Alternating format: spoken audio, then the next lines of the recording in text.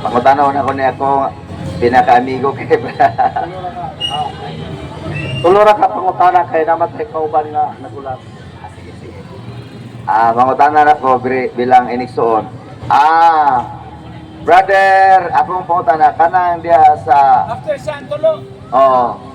Giingon ni Kristo diya sa Matthew, yang ipaybalo diya sa Matthew 24, versikulo 4 o sa 5 nga, magbantay kamo nga dili kamo pasalagon kay naay mga tudlo og moabot ang mga mini nga tutulog og mini nga mga propeta. Ang akong pangutana, kinsay gipahibalo ani sa pagsulti ani ni Kristo o kinsay kauban niya ani, mga Romanhon ba o mga Hudyo?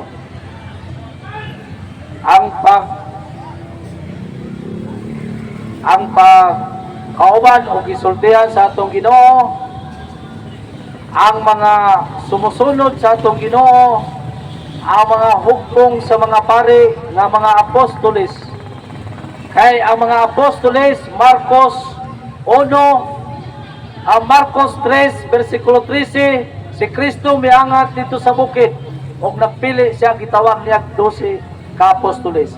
Sumala sa unang Pedro 2, versikulo 9, kamo ang mga piniling katawan sa Dios nga mga harianong pare.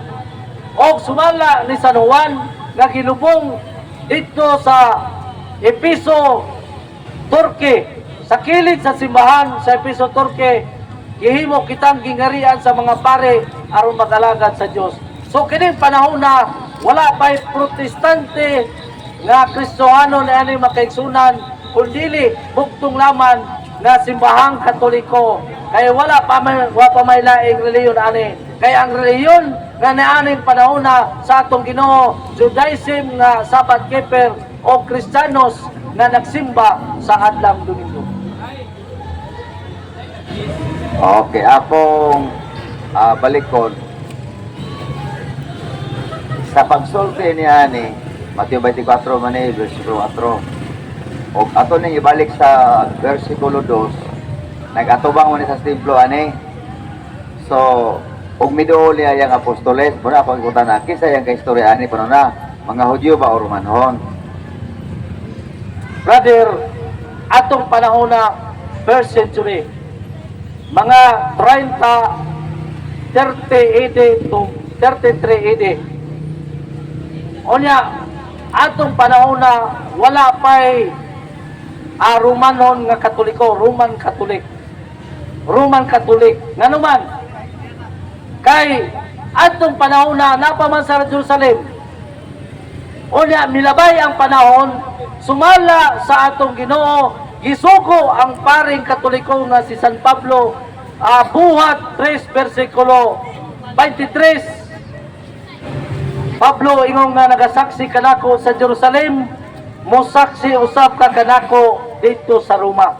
So miabot ang panahon nga nahimong adunay sumusunod ni Kristo sa Roma. Pero niining imong pangutana, napa sila sa Jerusalem, wa pa sila kabot sa Roma. So ang imong pangutana nga aduna bay Romanon, wala pa, kay wa pa man lakaw sila ni atong panahon na, kay panahon pa may pagsugod-sugod sa simbahang Katoliko. Okay, may kay bilib na pa niya akong brother kay Anis kay mutubag wala pa dahil mga Romano atong time. Okay. Akong last nga po nga tulor man last lang akong mabutan na. Sa diha nga nakadawat sila sumala sa buhat 2 versikulo 7. Buhat 2 versikulo 14 o 26 hanggang sa 41. Sa diha nga nakadawat sila sa Holy Spirit. Kinsay lagi walihan na ni o asa sa nagasugod og wali, sumala sa buhat 2 versikulo 7. Gasugod ug wali og nakadawat sa Espiritu Santo, walain kundi ang simbahang Katoliko. Nanuman, kay atong panahon na wala pa may laing simbahan ng Kristiyanos. Lunlun pa mga simbahan, kay ang 70 Adventist na tukod man 1846. So, wala pa'y laing reliyon aning panahon na. kundili ang Simbahang Katoliko. Busa, ang nakadawat ini ang mga kaparian nga sumusunod ni Jesus o ang mga tao nga sumusunod ni Jesus. Iabot po 120 ka believers. Unya, ug ato ning tanawon kining 120 ka believers, dili ni 70 Adventist Church or dili born again, dili Iglesia ni Cristo o uban pang reliyon diya, way lain kun dili ang Simbahang Katoliko. Wala ta.